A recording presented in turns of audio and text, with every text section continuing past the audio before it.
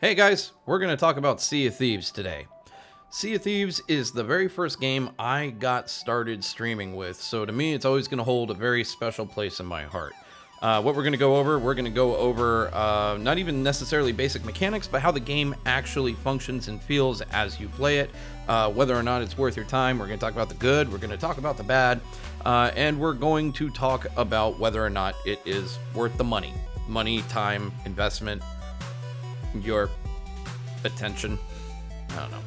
The visual style of Sea of Thieves is somewhere in between Fortnite and Overwatch. So it has kind of a cartoony look to it, but the weather and ambience to the game have a very real world effect on how you perceive things. One of the biggest things that you'll notice is how the ocean itself reacts and looks.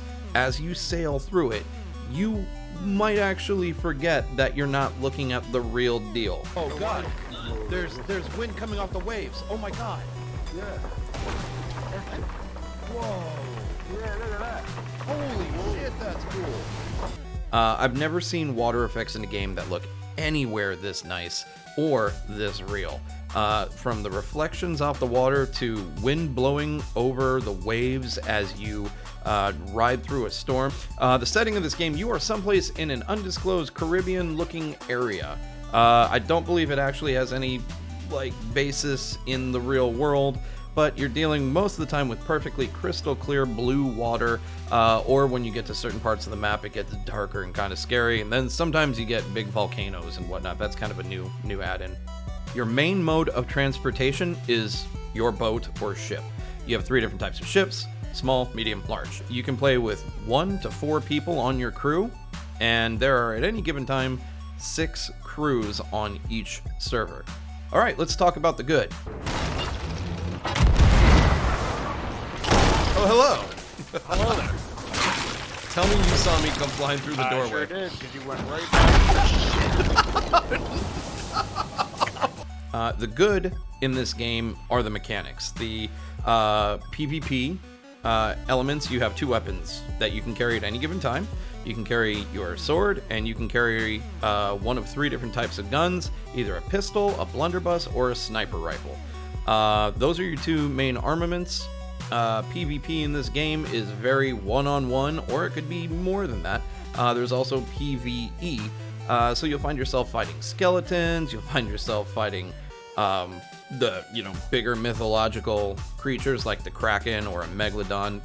There's a lot. The game also forces you to be cooperative with your teammates. Sailing alone is very, very difficult, especially when you get to some of the bigger ships.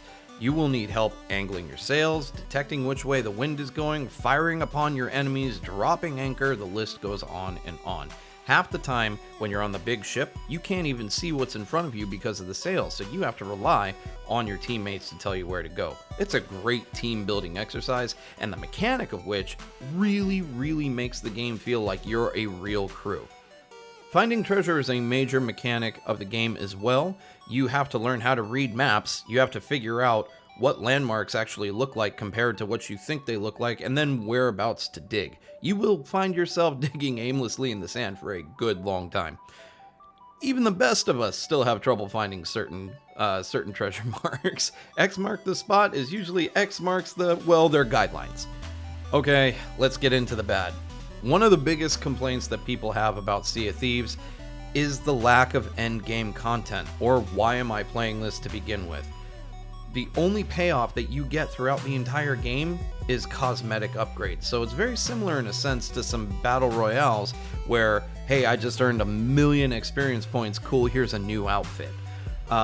Anything that you get, any loot, all of that, it's all just shiny. It's literally just, here's something else I can put on my pirate. That being said, there are 2 different schools of thought. 1, why the hell am I doing this? And 2, I need all of it. I need every single thing that's ever been released, because I'm gonna put it on my pirate. I want to show off what I can do. I want to put it on my boat. I want everybody to see it. So for some people, this is a great thing, and for other people, this is a major deal breaker. For me, I think it's just fun. Crew size is another major pain point for me.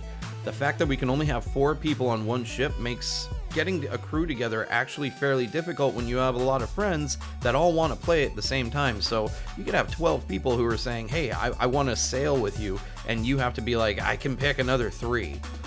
Getting 2 ships on the same server is very, very, very difficult, nigh impossible. There have been people that have been able to figure out how to do it, but it's very, very rare.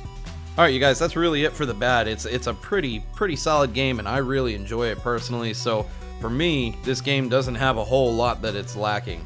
The other thing that's worth mentioning is they've just recently enabled what's called the arena, where all the PvP players can actually go and actually compete for gold and other loot. It's a pretty cool and awfully intimidating arena to be in, but people are absolutely loving it. So that's another aspect. If you're really into it for more of the PvP kind of thing and you just want some quick, dirty action, that's where you want to go. It's pretty awesome. My overall for this one is it's a no-brainer. If you have an Xbox or a PC, it's on Game Pass. It's not something you have to be risking money on, essentially. If you have Game Pass, you've already got access to it. Download it and give it a try. If you hate it, no big deal. If you end up liking it, I'll see you on the Sea of Thieves. The biggest thing to remember when you're out there is it's not called Sea of Friends, it's Sea of Thieves. Assume everybody is gonna kill you. That's just my friendly advice. I might be one of them. I give no quarter.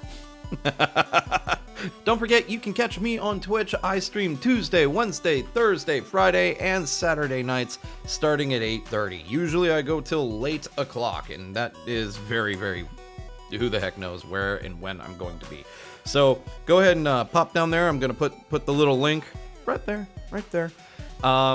Also, you can find me on Instagram. You can find me on Facebook. You can. I'm going to put all the links down below. Don't worry.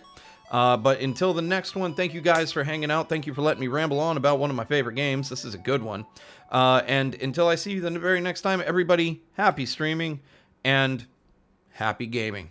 All right, goodbye.